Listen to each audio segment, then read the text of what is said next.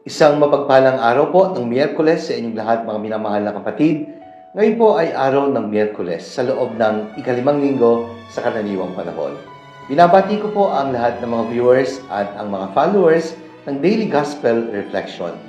Binabati ko rin po ang mga minamahal naming liboto ni San Antonio ng Padua at ang mga benefactors po o mga tagapagtaguyod ng Pambansang Dambana ni San Antonio ng Padua. Sana po nasa ligtas kayong kalagayan saan man kayo naroon sa mga sandaling ito. Lubos po ang aming pasasalamat. Patuloy po nating ipanalangin ang isa't isa. At welcome po sa ating Daily Gospel Reflection. Sama-sama po nating pagnilayan ang mga salita ng Diyos mula sa mabuting balita para sa araw na ito.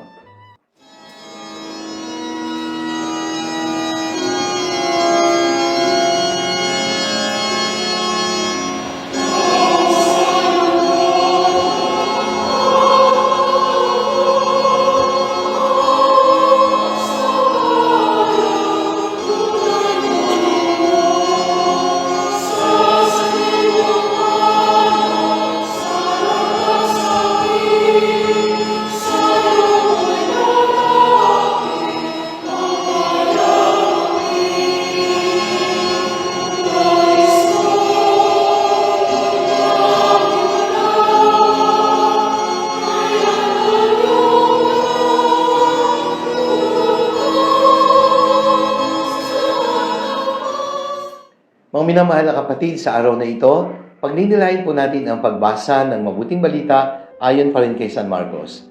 Mula po ito sa ikapitong kabanata, mga talata 14 hanggang 23. Ang pamagat po ng pagninilayan na aking ibabahagi ngayon ay nagsasabing, Holiness that comes from a change of heart.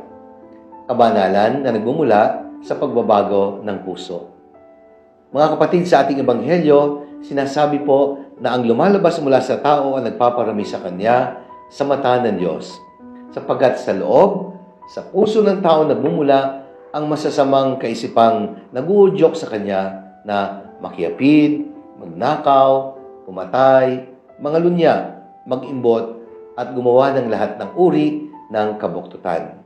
Tulad ng pandaraya, kahalayan, pagkainggit, paninirang puri, kapalaluan, at kahangalan. Ang lahat ng ito ay nanggagaling sa puso ng tao na siyang tunay na nagpaparumi sa Kanya. Ito po ang mga pananalita ng ating Panginoong Hesus sa ating mabuting balita. Kaya't kung ang tunay na nagpaparumi sa tao sa mata ng Diyos ay nagmumula sa puso, isa lang po ang ibig sabihin nito, baguhin natin ang ating puso. Sapagkat sa pusong binago at nagbabago, nagmumula ang tunay na kalinisan at kabanalan. Sabi nga po nila, real change comes from a genuine conversion of the heart.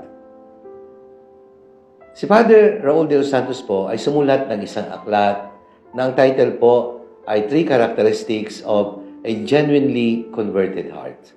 Sa aklat na ito, sinabi po niya, a genuinely converted heart, first of all, is a grateful heart. Ang pusong nagbabago at binago ay pusong mapagpasalamat. Because a grateful heart sees life as a blessing to thank God for, and not only as a problem to solve. There are many good things in life that we can thank God for.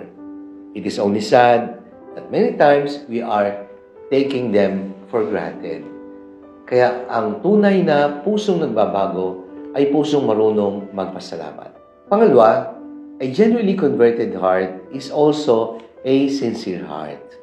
Ano po ibig sabihin nito? Walang duplicity, walang hypocrisy, walang pagkukunwari, walang pagbabalat kayo. Only sincerity. And a sincere heart always finds goodness in others, in experiences, and even in things.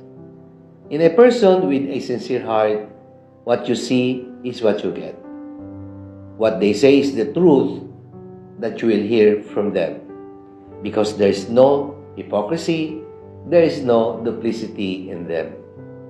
They are also not the type of persons who say one thing and do another thing.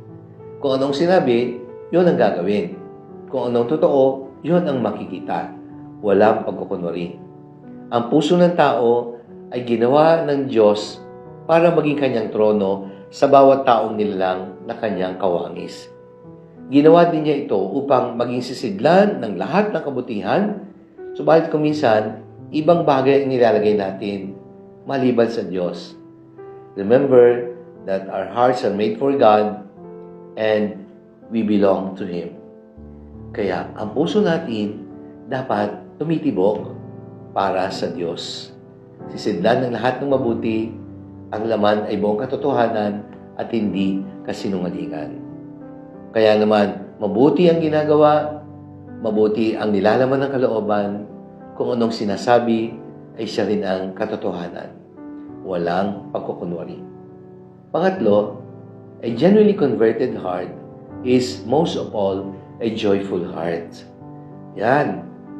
Masayang puso, mapagpasalamat, nakikita ang biyaya, at hindi kung ano ang wala. Marunong makontento, kung kaya't marunong maging masaya. A joyful heart always finds happiness in the happiness of others. Joyful people also know how to be happy and rejoice in the successes that they see in other people. A joyful heart is a heart that is filled with God's love, and it can always find ways to be kind even if others are not being kind. Kaya mga minamahal na kapatid, ang tunay na pagbabago at kabanalan nagsisimula sa pusong binago, pusong nagbabago, at pusong nakalaan para sa Diyos. Isang pusong mapagpasalamat, isang pusong tapat, at isang pusong nagagalak. Manalangin tayo. Ama naming banal, Diyos sa makapangyarihan, maraming salamat po sa pagkakaloob mo sa amin ng pagkakataon upang magbago ang kalooban, sapagkat dito nagbumula ang tunay na kabanalan. Baguhin mo ang aming puso, linisin mo ang aming kalooban, upang kami ay makapaglingkod sa iyo ng tunay at tapat.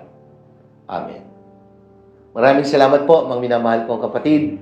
Sana po nagustuhan niyo at nakatulong ang ating pagninilay sa araw na ito. Kung niyo pong nagustuhan at nakatulong, i-like po ninyo at i-share.